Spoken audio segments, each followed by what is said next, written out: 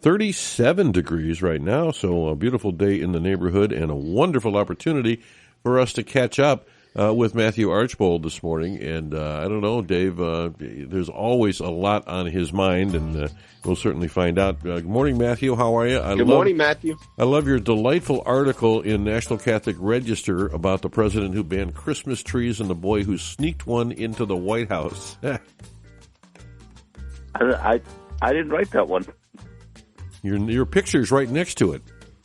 It was delightful nonetheless. They must have rerun that from years ago. That's amazing. I didn't even know that. Really? Hey, they haven't. I don't think they paid me for that one again. Well, now time has expired. They can run it and not pay you. There you go. That's right. It's a delightful story. I don't know if you remember it, but it's a delightful story. No, I don't. But I do remember finding it and loving it, but I don't remember. But my accountant will certainly be in touch. I assure you. That is the glory of working for Catholic publications, where payment is always optional. Yeah. Well, it's a cool story. I think it's Teddy Roosevelt's son, maybe.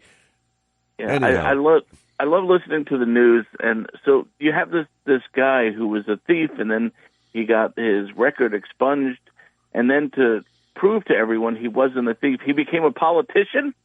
What? Yeah, right. Yeah. Or to confirm that he was a thief. Yeah, right. That's a prerequisite, you know? That's right. That's not the avenue I would take. I don't think. No, definitely not. Yeah, you've just come out of prison. You can work at the car wash or you can become a politician. Which would you prefer? That's right. Well, it's a heck of a lot more lucrative. So where are you traveling, Dave? Where are you? Down to, I'm in Columbus, Ohio, but heading down to near Chattanooga, Tennessee, and Cleveland, Tennessee. I have 2 sons there. My daughter-in-law is there, and 2 grandsons there. So. Oh, that's wonderful. That is great. Yeah, so Eileen and I and my mother actually are going to go down and celebrate Christmas. I was going to say Easter a little early. That'd be very early. Christmas a little early with the Vashers contingency in Tennessee. So you like the 3 wise men traveling for Christmas? Yeah, except you're not very wise. Let's be honest. I'm not bringing much. Let's just be honest. But the other 2, yeah, absolutely. You don't even have frankincense or myrrh. No. I am going to see a guy named Frank while we're down there, if that's helpful. Hey, so the kiddos are all coming home. But you stay home, right? Everybody collects there. Yeah. Yeah, this is actually great. We got everyone is home right now, and last night we went out to dinner because we wanted the bill to be as large as possible, and we thought that would be fun right before Christmas, Yeah. And but it was trivia night, and that was fun because we all got a nice reminder to be humbled about how stupid we actually were and how much there was that we didn't know. And one thing I was thinking, and we were talking a lot last night about Christmas, and one of the things that I brought up, we have this image of Christmas of sitting in front of the fire, with cocoa and the tree, and everything is easy. But if you really look at it, Jesus, the Son of God, came down as a human being. That wasn't easy, No.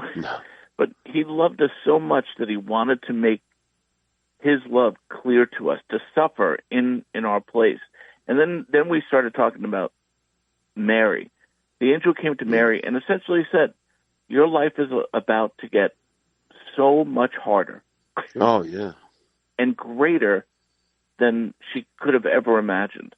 And then the 3 wise men, if you look at it, they took a long and arduous and dangerous journey, but it paid off. They got to look upon the face of God, and that right there, that's the magic of Christmas.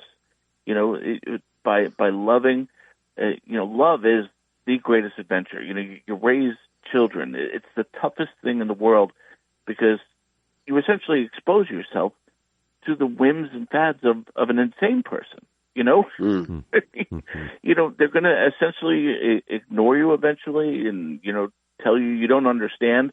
by someone whose diaper you were changing a minute before, you know. And but in the end, that's really what this is about. It is about putting yourself out there, putting your heart at risk, and exposing yourself to suffering, but for the good, for love, and it's very moving. And I pray that all of you have a really blessed Christmas.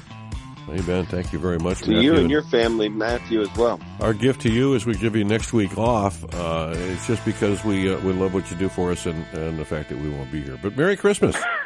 God bless, guys.